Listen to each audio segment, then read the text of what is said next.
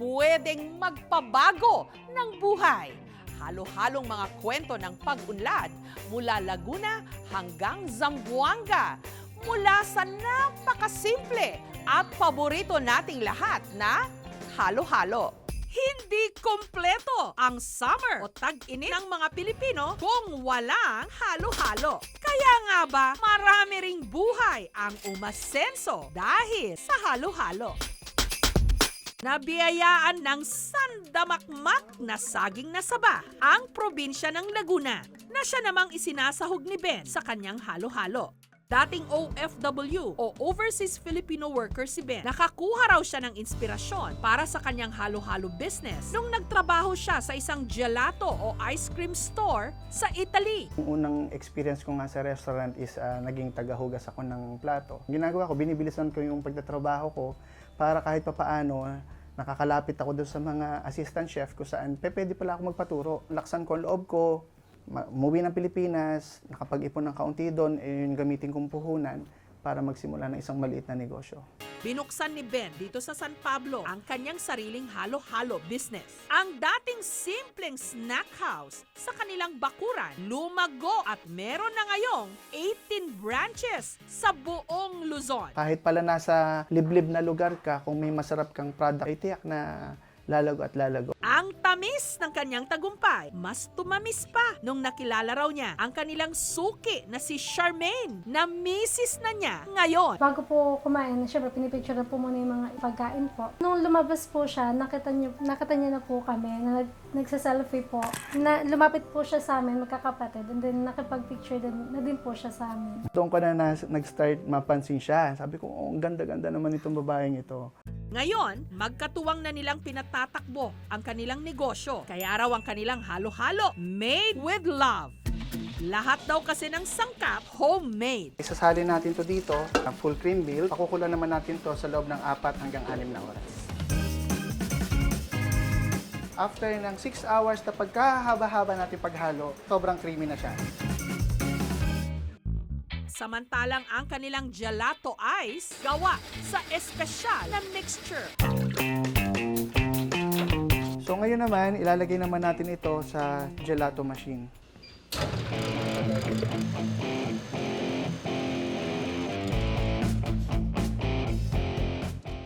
Ang minatamis na saging na saba, sila rin ang gumagawa. Presenting Ben's Halo-Halo. Ang pinakabagong recipe sa kanilang menu, ang salty summer halo-halo, halo-halong maalat-alat dahil sa itlog na maalat. Iba po yung texture ng kanyang ice. Then, tama lang yung lasa niya, yung tamis. Kahit daw tag-ulan, pwede pa rin ma-enjoy ang kanilang halo-halo o ang kanilang spicy winter halo-halo na pinaanghang ng siling labuyo. Hindi naman maanghang eh. Kasi pag pinagsabay mo yung anghang at yung lasa nung para silang bagong kasal. Dito naman sa bayan ng Mahayag sa Zamboanga del Sur, dinarayo at pinipilahan ng mga turista ang kainang ito. Ang binabalik-balikang special halo-halo, trial and error recipe lang daw ng may-ari na si Brenda.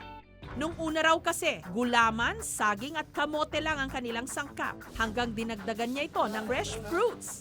Kinalaunan, naisipan niya na rin gumawa ng sarili niyang ice cream recipe na tinawag niya Mons White. Nagbuhat ko ani nga negosyo nga gamay lang nga kananan dinhi sa Mahayag para lang naay another income nga pang inadlaw nga kuan para sa mga baon sa mga bata. Sa paggawa ng kanilang halo-halo, nilagyan nila ito ng mga sariwang prutas katulad ng mangga, langka, makapuno at avocado. Ang kanilang yelo, bukod sa creamy, matagal din daw matunaw.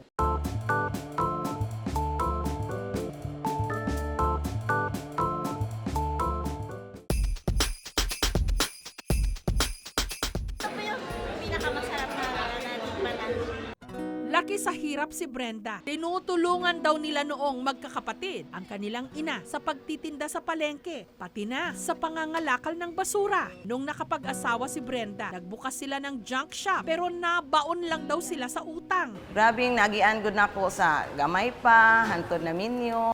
Gamit ang mga tira-tirang bakal mula sa kanilang junk shop, nagtayo si Brenda ng maliit na food stall kung saan nagbenta siya ng halo-halo. At dahil mahilig din siyang magluto, nakaimbento siya ng panghimagas para sa kanyang mga anak. Ang kanyang Mons White na ice cream na siya ngayong kanyang ininenegosyo. Nung inilagay niya ito sa kanyang halo-halo, pumatok!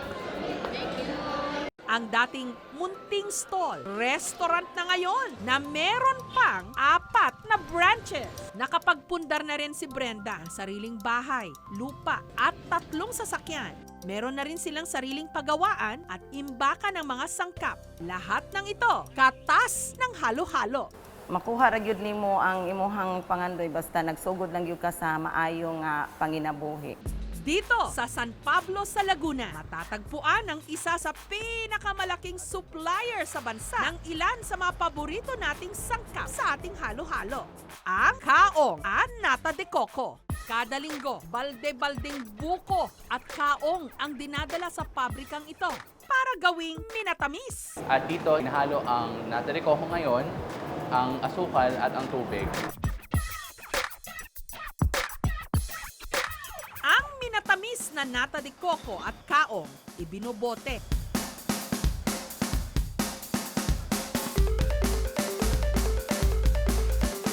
At saka idinideliver sa mga grocery sa iba't ibang panig ng Pilipinas.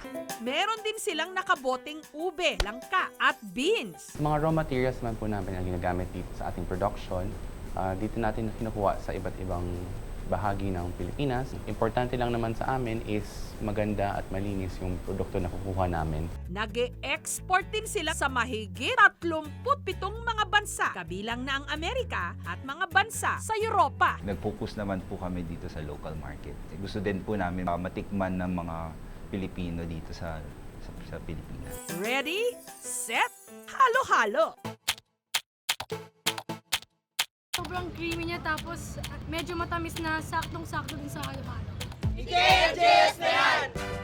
Ang kanilang minatamis na kaong, pwede ring ihalo pampalamig sa kanilang overloaded Buenas Ice Choc Coffee Drink. Kaya tinawag natin overloaded, ang daming sangkap, parang halo-halo na.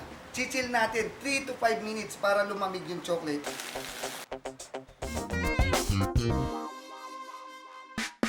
First time ko makatikim ng frap na may nata. Sobrang sarap pala ng combination. Ang oportunidad, nandyan lang. Basta't may naiinitan at naghahanap ng pampalamig, sigurado may masarap at tatangkiliking halo-halo.